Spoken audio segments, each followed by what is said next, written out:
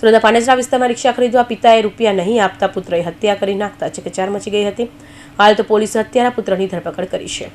સુરત શહેરના પાનેસરા વિસ્તારના પુત્રએ જ પિતાની હત્યા કરાતા વિસ્તારમાં ભારે ચકચાર જોવા મળી હતી. વાત એમ છે કે મૂળ બિહારના પટનાના અને વર્ષોથી પાનેસરામાં રહી ફેક્ટરીમાં કામ કરતા જયવંત પાસવાન પાસે પુત્ર જગદીપ ઉર્ફે નિશાંત રિક્ષા ખરીદવા માટે 2 લાખ રૂપિયા માંગણી કરી હતી.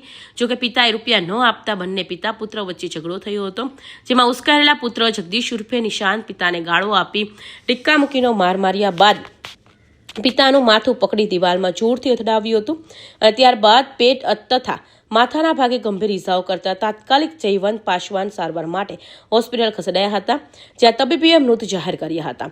તો બનાવની જાણ થતાં પાનેસરા પોલીસે ત્વરિત તપાસ હાથ ધરી હત્યારા પુત્ર જગદીપ ઉર્ફે નિશાનની ધરપકડ કરી સળિયા પાછળ ઢકલી દીધો હતો. ગઈ તારીખ 30 જાન્યુઆરીના રોજ પાંડેસરા પોલીસ સ્ટેશન હદમાં એક બનાવ બનેલ, જેમાં પિતા પુત્ર વચ્ચે ઝઘડો થયો.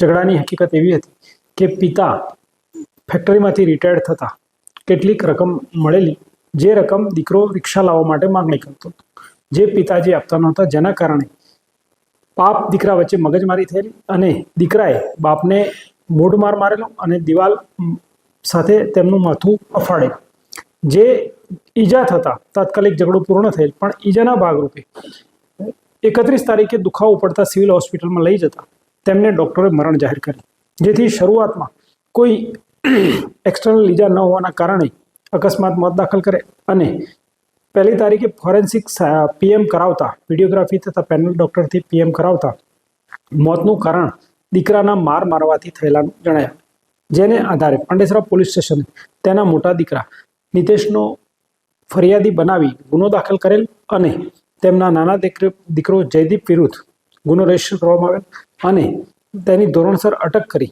કાયદેસરની કાર્યવાહી કરવામાં આવી. દીકરાની ઉંમર 21 વર્ષની. દીકરો છૂટક મજૂરી કરતો હતો અને પોતે રિક્ષા લાવવા માટે પોતાના પિતા પાસે પૈસાની